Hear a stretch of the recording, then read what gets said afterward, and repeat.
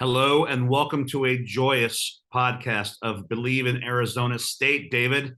That was an awfully nice game on Saturday against the Colorado Buffaloes. It's good to see a smile on your face. And I can tell you're sitting on a chair a little higher today. I feel like you're looking down upon the world because you feel so good about this past game. Well, think about it, man. When you win football games, you're on top of the world. And right now, Arizona State's football team did what they were supposed to do. They went down to Boulder and played a competitive Colorado football team. And when these two teams were equally matched, They were. we said that last week, that these two teams were equally matched. It was just who's going to make the plays and who was going to take care of the football and who was just going to play football. I mean, once again, I thought the high altitude didn't affect Arizona State. They seem to play well, but when you're a 13-point favorite, remember I talked about that. You sure did. It's kind of scary. I didn't like that 13-point favorite stuff because and they didn't cover 13. And they did not cover. So, once again, I think for us, ASU, a W is more important than trying to cover the spread, and we got the W. I was looking for things that David, they've really come on the last couple of weeks. And had they not lost that one pointer, and we know there were a number of ways they could have beat Stanford before that game was over, we'd be riding a 3-gamer, which would include Washington, Stanford, Colorado. I was looking for little things, the intangibles too, and I don't want to get way ahead of ourselves, but there's one thing that I just wanted to talk to you about because I knew that we would be so proud of this. Remember earlier in the year, and I want to say it was Oklahoma State and somebody else back-to-back, maybe Utah, that caught us on the flea flickers. Well, Colorado tried a flea flicker this year, and Chris Edmonds, beautiful rising interception over the top. He did not get sucked in. He stayed where he was supposed to stay. And you were always saying, don't be caught looking other places. Do your job. Stay where you're supposed to be. He did. He picked that ball off, and that gave me a great feeling about the rest of the game. Well, Dave, I've always said it about pay attention to detail. Everything you do in life has detail oriented upon it. Okay. So when they're playing football, everybody has a job. 11 players have places to be on both sides of the ball. When they start doing all them reverses and flea flickers and whatnot, and you got man-to-man on the guy, you shouldn't be looking in the backfield. You shouldn't even see the flea flicker. What you're supposed to be seeing is the guy you're covering. And on that particular play, the guys that were covered, they were covered. And that's how you sustain good defense, good offense when you do your job. And you're going to hear that from me 24/7 because that was instilled in me when I came to Arizona State with Willie Shaw, on top of being in the NFL with Dick LeBeau. If you do your job, and if everybody does theirs, you got a chance to win. It's when 10 guys are doing this job and the freelancer is out there doing his own thing. And when you do your own thing, guess what happens? It messes up the coordination that you have on defense. David, I remember back to when we had Daryl Clack on. Yes. And I've loved the guests we had on. And one of the first things I said, Daryl, did you watch the game this week? And he went, yes, I did. And that wasn't Arizona State football. David, as an alum, as an All-American, did this look closer to what you expect an Arizona State football team to look like when they take the field? Yes. What I liked about this game, Dave, is that, we go down the field and we score. Colorado gets the ball, they go down 3 and out, we go get the football, we go down and score. There are things that I said to you, the intangibles. The very first possession of the game and the very first possession of the second half. Well, you're huge on the first possession of each half. Yeah, so the first possession of Arizona State's was the kickoff team to Colorado. And then when Arizona State's defense got out there 3 and out, that's a win. That's a win right there because now we get the football. Colorado doesn't score any points. And now our offensive's first possession of the game, we go down the field and score. So right now we're up 7-0, but yet we have defeated Colorado twice. We stopped them on 3 plays, and then we went out and scored the football. So those are the intangibles that a lot of people don't see. That's very, very important because Colorado scored the touchdown on the first possession. We scored a touchdown on the first possession. The final score is probably tied due to the fact that that first possession, we stopped them and then we went down and scored. So it's important that if you can, all three phases of the game have to work. That's offense, defense, and special teams. If two of those phases are good and the other one isn't, you're going to have some issues. We were fortunate, again, against Colorado, an evenly matched team, right, that all three phases of the game was good for us. And it showed with the numbers in the game. It showed on third down. It showed on turnovers. It showed on defense. It showed on time of possession. And when you have all those working for you, that's why they came out there with a W. Let's give a little credit where it's due to Colorado. That they're not a bad football team. I know they're now what, 1-7. 1-7 now. Yes. 1-7. They're a pretty decent 1-7, and they had a couple players. Deion Smith. They had a running back that was lightning, could catch you. He's a dual threat. And then when you talked about special teams, that you won our offense, defense, and special teams, and we played a pretty nice game, but we were exposed on one play, and that was when Jordan Tyson, a lightning fast freshman, to the house, man. He was gone. Oh, he took it to the house, and I don't think anybody got within a fingertip of him. But and that's, look, Colorado's Colorado. They were playing at home. They gave us a nice ball game. They are not our next opponent. No. They are not UCLA. No, they're not. Big, strong, and fast as they were, if we were on an airplane, they'd be coach seating, and UCLA would be up in first class. So we've got to shore up for sure. If Colorado can do that on a punt, Lord knows what we're looking at when we face when UCLA comes to town. And see, Dave, those are the things too that if you win the game, that long punt return doesn't exist. We can go back home and correct that. Right. When you lose the game, you got to go and correct it, but it's a bitter taste in the mouth because we just gave up an 88, 90-yard punt return or kick return. No matter what it is, we gave that up. But when you win games, you can go back and correct those because it's a aha moment. Oh my gosh, we just gave that up. Oh man, we won the game though. Woo. You take the sweat off your brow and you feel good about it. But yet when you lose a game, you got not only to deal with the loss, but you also got to deal with the punt return that you gave up the touchdown because that was the difference of the game. But in our case, it didn't hurt us enough that we lost the game. So yeah, I'm right. Mistakes you've always said make mistakes fast, make them fast.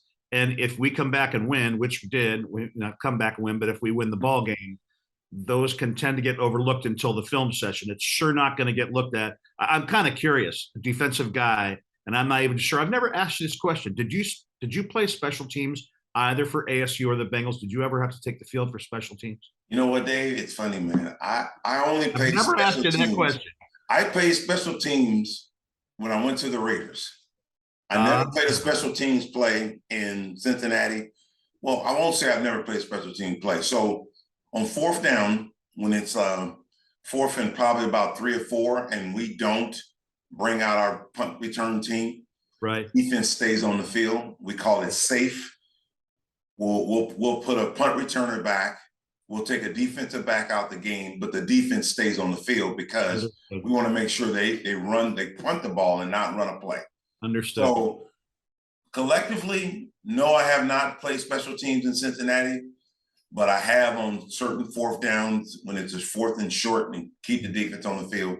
But when I played for the Raiders, I played kickoff team, I played punt team, and let me tell you, I was a fish out of water. I had no idea what I was doing. So you didn't play any special teams at ASU? No special teams at ASU. Came off the field after third down. Didn't go on the field at all on when I'm punting. Once again, there were times at Arizona State, once again, safe when we had the defense on the field. Sure. And I was on the field because it was a safe. So we call it safe because it was fourth down and 2, fourth and 3 that we think they could probably go for it on our side of the football field. So the defense stayed on the field. But no, I don't like special teams, man. Yeah, you lived a blessed life. You got to get removed from all the chaos of those plays. And obviously, over the last decade or so, we've seen some pretty major changes in the way they call plays and what we're allowed to do and allowing kickoffs and, to be fair caught so that there's a diminished amount of injuries. And I get that. David, one of the things I like about our podcast is we don't duck anything. No, we don't. And I'm going to lead you. That's why when you told me that we were going to do this podcast, and I said to you, I will only do it if you will answer the toughest of questions. And before I lead you into that tough question, I'm going to go through something. There were a couple of breakout stories this week. One of which is Trenton Bourget wasn't just thrown in, he won the starting job and he got his first college start. He was 32 of 43, 435 yards and 3 touchdowns. And if Jalen Conyers wasn't tackled on the half-yard line, and I mean the half-yard line going in, he would have had 4 touchdown passes. Jalen Conyers, 6 for 108. He was almost 6 for 109. He got tackled on the half-yard line, 3 touchdowns. He almost pulled a Travis Kelce from a couple of weeks ago. He almost had 4 touchdowns. Ended up giving the X Factor X Valade had a nice 1-yard run there as one of his 3 touchdowns. There's a nice coming out party. However, there was a young man standing on the sidelines watching that game named Emory Jones, who started the season as the starting quarterback after going through the portal, coming here, hoping to win that job, did win the job, just lost the job. Tell me, David, tell us all, what's that feel like as a player? That's tough, Dave, because I've been there. I've been there when I left Cincinnati and went to the Raiders, coming off a Pro Bowl year, go to the Raiders, and they've got Eddie Anderson at strong safety and a rookie they drafted #1 at free safety. And when I got there, I watched. I'm a 3-time Pro Bowler. I played in the Super Bowl. I was defensive back of the year. And then I go to the Raiders, Los Angeles, and I'm sitting and watching. And that's a tough pill to swallow. That's one of them big, large pills that you put in your mouth that you get caught in your throat as you're trying to swallow it. And, but you have to understand, and I'm pretty sure Emory understands the game, that if you don't produce, there's always a guy behind you ready to play. Sure. And, I think it's tough, especially going through the transfer portal to come to Arizona State after Arizona State's quarterback from a year ago goes to the transfer portal and goes to LSU. And by the way, watching him have the season he's having for LSU and bring them back to prominence, that can't be easy either. No, it can't be, because I think that kid, Jaden Daniels, was a pretty good football player. And once again, sometimes it's a system. Sometimes you have a system of quarterbacks that can do certain things that, if you're asking me to be a passing quarterback and I'm a running quarterback, guess what's going to happen? My passing yards are going to look bad. But if you flip that, a passing quarterback asks him to run, who runs a 5-second 40, a 5-second 90, or not even a 90, a 5-second 20, he's really slow. So Emory Jones is in a tough spot. And like I said, I've been there before, but your number's always one play away from being called. And very true. The young man who came in there and took the quarterback position, I don't think, not only do I think that he won that position, but it's always to a coach. I got a coach who is trying to set up his football team. The interim coach steps in here now. He's going to be an interim head coach for the rest of the year. He's got to put his stamp on his team, meaning the players that he wants to play and start and do what they need to do. And I think that's what he did. Would they also be looking at, Sean Iguano doesn't know if he's going to be coach next year or not. I'm sure there's going to be a pretty national search for that position. He's building a nice little case on what he can do, whether it's at Arizona State or somewhere else. He's given himself a nice resume build with what he's done. When that Eastern Michigan game was over, you and I were kind of like, whoa, where do we go from here? Where does the team go from here? And look where they have come from here. But so there's the possibility that he stays on, but who knows? But you're right, he's putting his stamp on it. Is this also a chance to look at some players, knowing that next year's a brand new year, starting off 0-0? Do you put a couple people in position to see if they can play now so that you know what you've got for next year? Yeah, no doubt. I think Sean is putting up his resume.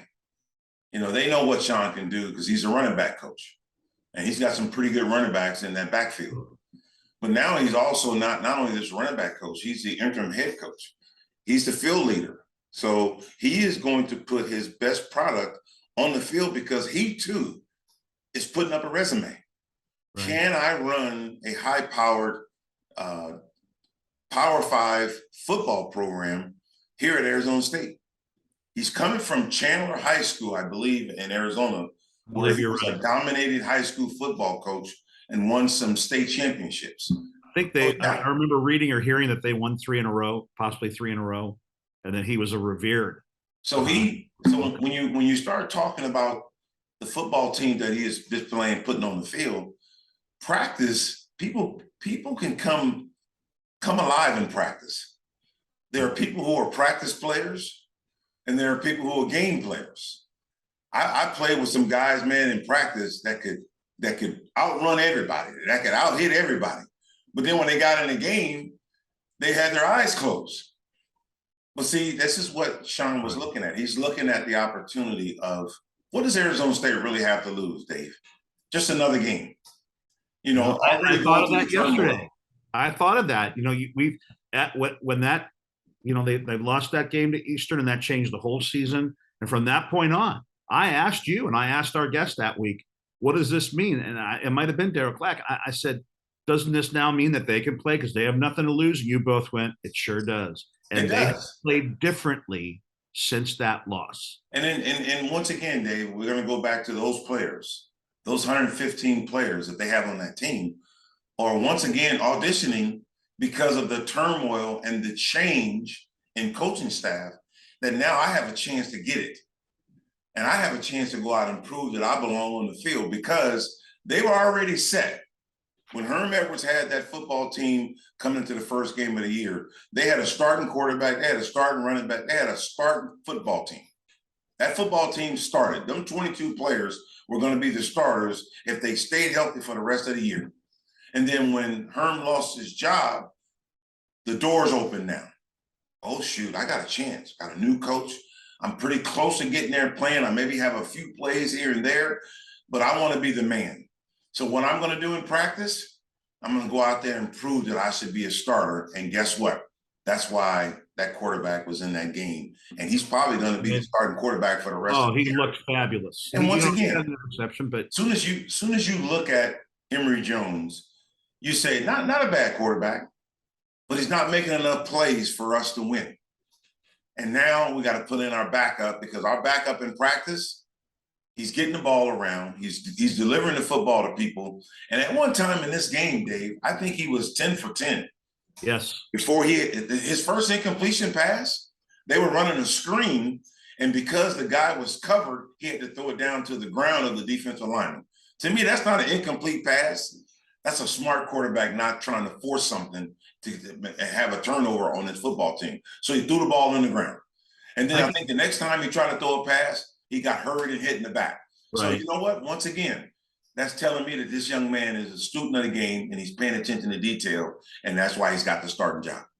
He's got to be elated. I could tell you were excited about the beginning of this game, because I was getting you were taking pictures of the stat pages every 5 to 7 minutes, and I remember once you said it was 8 for 8 for a certain number of yards and 2 touchdowns already, and then it was 10 for 10. And he finally, let's go through, David, as we always do. Let's go through a few of the stats in this matchup. First downs, we had 22, they had 20. This is an interesting stat because, you know, we were both at 50%. They just had a higher number.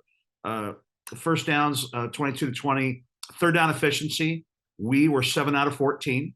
We converted 50% of our third downs. They were 9 out of 18. Sound familiar? Last week, we gave up 9 out of 19. This way it was 9 out of 18.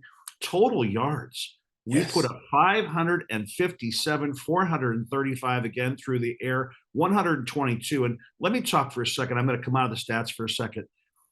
The X factor, X Valade is really starting to, if I'm a pro scout, he's starting. In our first podcast, we had Thurman Thomas, still one of my favorite guests. What a great guy. What a talent. Every single time I watch X, he's starting to look more and more like, if not, and I don't mean to get, because I'm a huge Buffalo fan when I'm not rooting for our Bengals. I go to Buffalo a lot, but he is showing that he can possibly play this game at the next level, and looking a lot like Thurman, if not more talented in certain ways, possibly faster. Amazing hands out of the backfield, broke that 42-yard touchdown. I think with the hold at the offensive line, let's give credit, you could have broken that 42-yard touchdown as well. That was a huge hole. This young man is doing it, David. He is doing it. The X factor is doing it, man. And you said it. Some people have that it factor. The X factor has that it factor. He could play at the next level, staying healthy, doing what he's supposed to do. He can stay healthy. He can get it done. He's not a one-dimensional back. Some backs are one-dimensional. Some guys can run. Some of them can't really catch well. Some of them can't block. He has all those intangibles. He has the intangibles that he could play at the next level. I was watching McCaffrey from the Carolina Panthers first game at San Francisco. The guy has a special gift, and that's what the X factor has. He has a special gift because he can come out of the backfield, get into the slot. Right. He can go out wide. Linebackers got to go out and cover him. Not too many linebackers in college is going to cover this guy one-on-one. No. And his explosive, David, he is so explosive once he puts the ball in his hand. There were a few times that he was probably trapped in the backfield in this game, but because of the strength that he has in his legs to get outside, he outran people to the corner. And when you can do that, man, you're going to be successful. And that's why, 122 yards rushing as far as the team together, 33 attempts. So they averaged 3.7 yards a play on when they ran the football. Think about it, Dave. If you average 3.7 per run, that's third down. That's fourth down and 1. Right. Every time if you ran the football. And we talked about that last week. What's the goal? 3rd and 2. Third and 2. Third and 1. Yes. A manageable, makeable third down. And if you could do that, you got a chance. And on top of that, when your quarterback is averaging 10 yards at pass attempt, that's a first down every time he throws the football. But 557 yards of total offense. When you look at that number, you're probably looking at a football team who scored in the high 40s, high 50s. We scored 42 points. Right. And the game was to win the game and control the football. And our quarterback did that. He controlled the football game. He made plays with his feet as well as with his arm, and he found his receivers down the field, and they made plays. And when they made plays, man, let me tell you something. Arizona State's a pretty good football team when they make plays. It's nice. It's nice to have this conversation leading into the next conversation. There's a pretty decent football team coming in to play this weekend. They're UCLA, and yeah, they took one on a chin a couple of weeks ago, but they're awfully good. And I was thinking of something else. They've got that running back Charbonnet that used to be at Michigan, left Michigan, came there. He's just tearing it up. You got to think, what would that team be? I watched their game this weekend too with Corum and Edwards. Those 3 guys that say, "Are you kidding me?" So he's come to UCLA. He's lit up UCLA, and he's going to be a factor for us. Take me through. Now we just had an awfully nice game. I'm pretty excited about it. I told you, even though we lost by a point last week, I was still excited about the season. Look, yes, we win that one. We've got a tough team coming in. Give me the blueprint on how we beat UCLA. Well, I believe that game is a home game for us. I think UCLA is coming in town, so there's a little factor there. I'll even look. It says on the sheet that I have, it still says to be determined. I'm sure by now they've given it a start time because of television. Yeah. So here's what I think about the UCLA game. And once again, UCLA probably going to be favored. Normally, the home team gets a 3-point or 3.5 points. UCLA is probably going to be favored because they're ranked and they only have 1 loss on the year, ranked number 12. Going to be a tough ball game, but I think our environment gets loud, and because Arizona State fans are probably some of the best in the country. They get that 80,000 seat stadium lit up and with a lot of noise. Depending on what time of day they play, it doesn't really matter. Is it a 3:30 game or is it a 7:30 game? It's still football. But I also think too that Arizona State's coming to that game with that same mindset. What do we have to lose? What did we have to lose against the University of Washington when they came in? You keep it close, you make plays, you got a chance. This football team playing against Colorado, supposed to beat Colorado, should have beat Stanford, wind up upsetting Washington. The mindset hasn't changed. It's their 11 versus your 11. You take care of your job, you beat your guy, got a chance to win the game. What they don't want to do is get into a track meet with UCLA. Right. A track meet with UCLA is not good. Quarterback for UCLA last week against Stanford didn't throw a touchdown. He normally throws touchdowns. Multiple touchdowns. And what he's also got are the wheels. He's a very special player. And think about this. So when your running back carries the football 21 times and has 198 yards rushing with 3 touchdowns, and your quarterback really doesn't have to throw the football. And I think that's what happened with Stanford. He threw the football 29 times, completed 18 of them for just under 200 yards. But once again, when you're running the football, you don't have to do a whole lot. As long as your quarterback is maintaining and controlling the football game. And that's what UCLA quarterback did last week. But I will tell you this here. Arizona State's defense looked much better last week against Colorado than they did against Stanford. But then again, they played well. What looked different, David? What was better? What did you see? How were they faster, sharper? Were they in the right gaps? Were they in the right position? Paying attention to detail was the most important thing. What Arizona State didn't do is didn't give up the deep passes. They didn't give up the stuff that could hurt them. They made Colorado play an 80-yard football field or 60-yard football field, wherever they started. Right. You got to make them play the whole entire football field instead of a short field. Special teams is really good by putting them back there in their own, deep in their own territory. So Arizona State can blitz some teams. They can play man-to-man. They can play a zone blitz. They can do a whole lot of things to the offense when the field is longer than it is shorter. And Colorado struggled with that. So that's the same thing they're going to have the game plan they had against Colorado, they need for UCLA coming up this week. What I think that they have done the last couple of weeks, and I've never been a football coach, and I've never been a major college football coach, but if I'm UCLA preparing for us this weekend, I go back 3 weeks. We beat Washington. We beat them in a nice game. We just lose to the team that they just played and handled them pretty well at home. And then we beat Colorado. I think in my meetings, I'm giving us a lot of respect. And I'm telling my team, gentlemen, we're heading to a game that's going to test our mettle. Is that what you believe will happen from their end? Yes. Let me tell you something, Dave. If I'm UCLA, and there's a saying, when a wounded dog laying down, if you don't take him out, he's going to come and bite you. Okay, so that wounded dog is Arizona State finna play UCLA. If UCLA plays ASU lightly, and maybe look, I don't know who UCLA plays the next week, but look past Arizona State, they're going to get bit.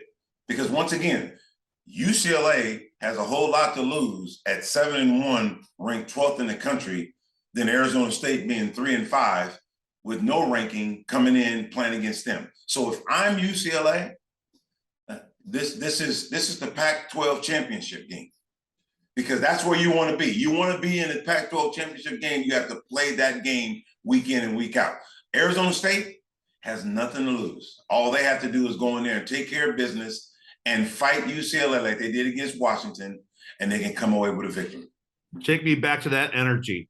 Take me back to that energy coming out this Saturday. Imagine what it's going to be packed. It should be packed.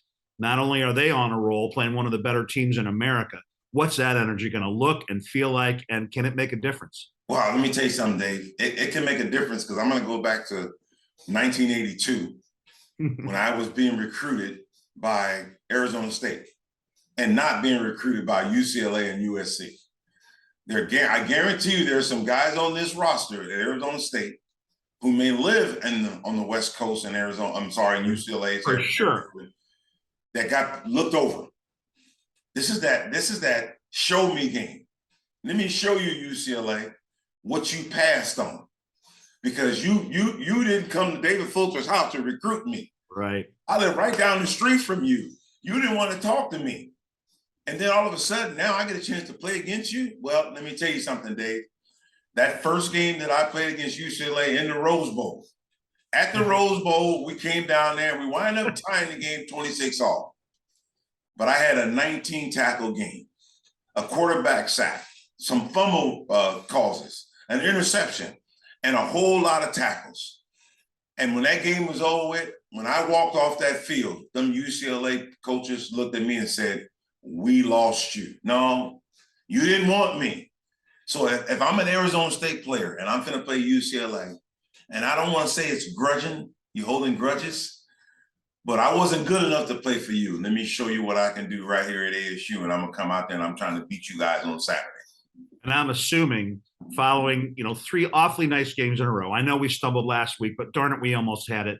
So Washington, Stanford, beating Colorado, probably a huge recruiting day, packed stadium. Imagine we come out with the victory, which I believe we can. I think this is going to be, I don't know what the over-under is going to be, 100, but this is going to be quite a game, and it could be awfully exciting, David, for those recruits. And imagine if UCLA isn't recruiting them and we either beat them or take them to the final bell, how those young men are going to feel about coming to ASU. So think about when these players are coming into that stadium and they're being recruited by Arizona State, and they invite them into the locker room and invite them into dinner. They come to breakfast that morning. They watch with the walkthrough, all those type of things. And they're standing there on the 50-yard line watching these guys warm up. And in their mind, Dave, wow, this is electrifying. My high school holds 2,000. This place holds 80,000. And no, I'm not playing against UCLA today, but there might be an opportunity for me to play UCLA next year. And watching the guy who's playing your position, he's a senior and he's leaving. I get a chance to be that freshman next year. Man, I am licking my chops.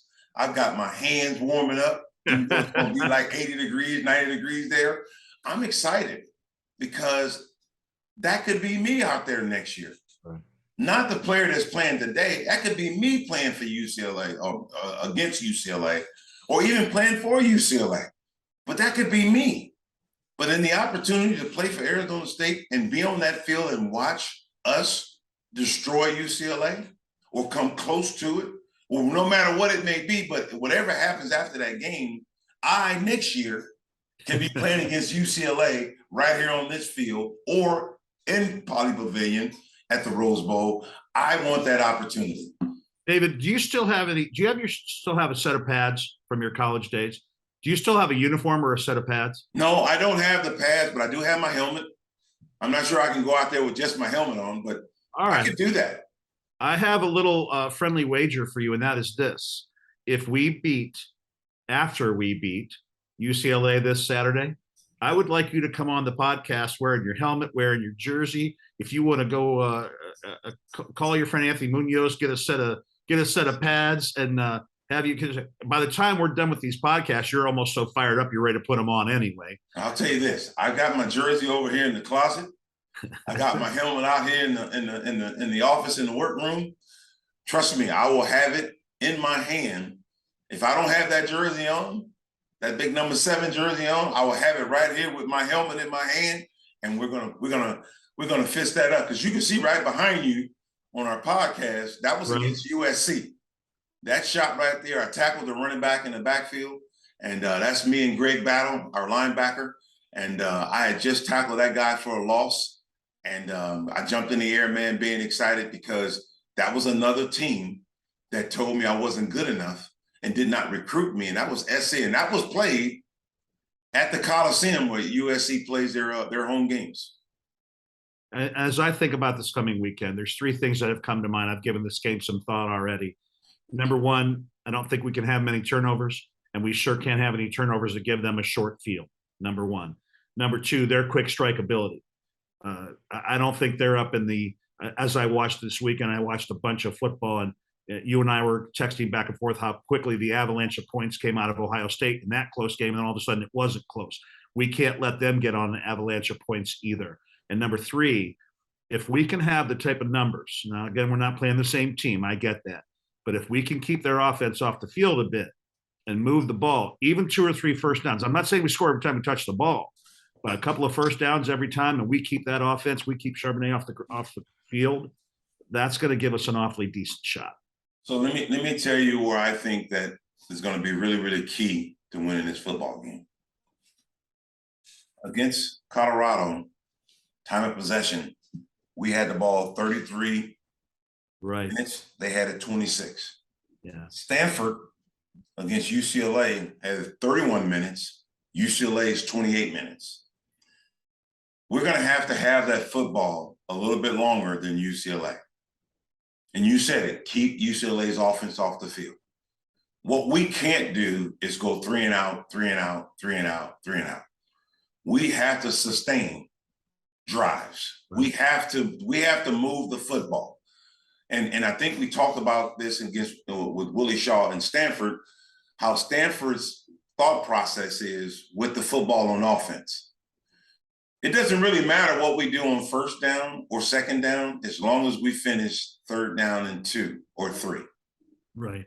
If you can be a 3rd and 2 or 3 football team, that gives you a chance.